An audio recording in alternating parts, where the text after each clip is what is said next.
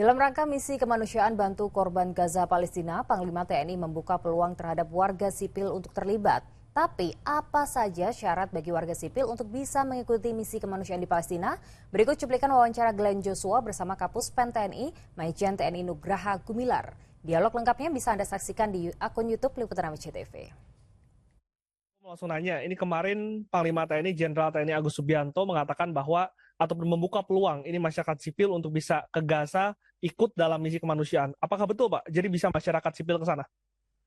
Iya, apa yang disampaikan oleh Bapak Panglima TNI itu sangat memungkinkan untuk masyarakat sipil bergabung dalam operasi perdamaian. Dan ini pernah kita lakukan tahun 2009.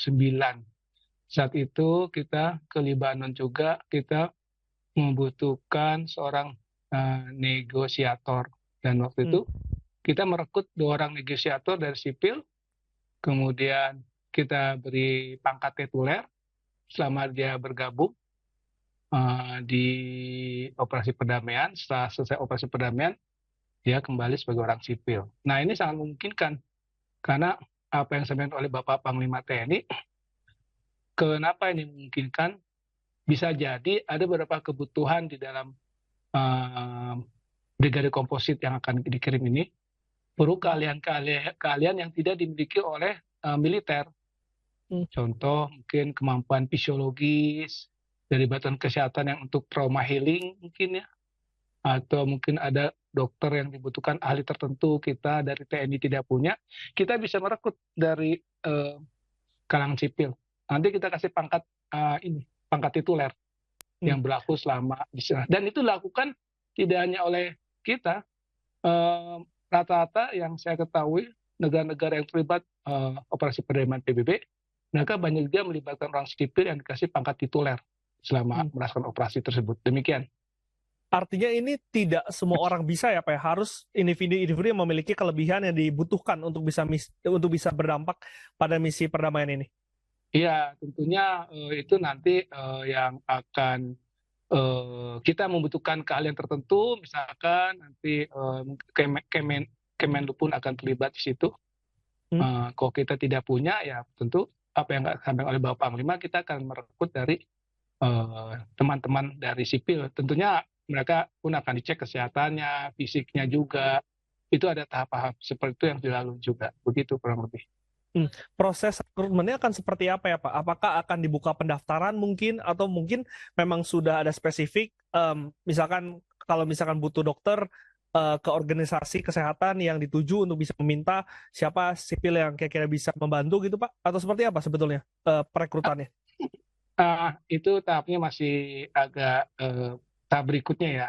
Kita lagi menentukan juga jumlah personilnya dulu, material yang dibawa, kemudian personil yang kita miliki apa aja kemampuannya.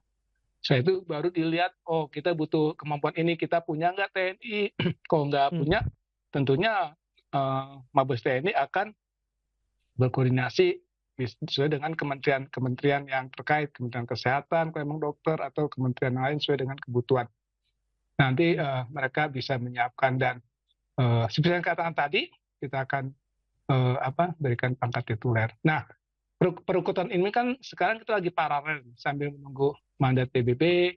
Kemarin Bapak Panglima sudah melakukan pengecekan ke salah satu batuan kesehatan Kostrad, dan juga ASPOP sudah mengecek KRI yang disiapkan akan bergabung ke Gaza.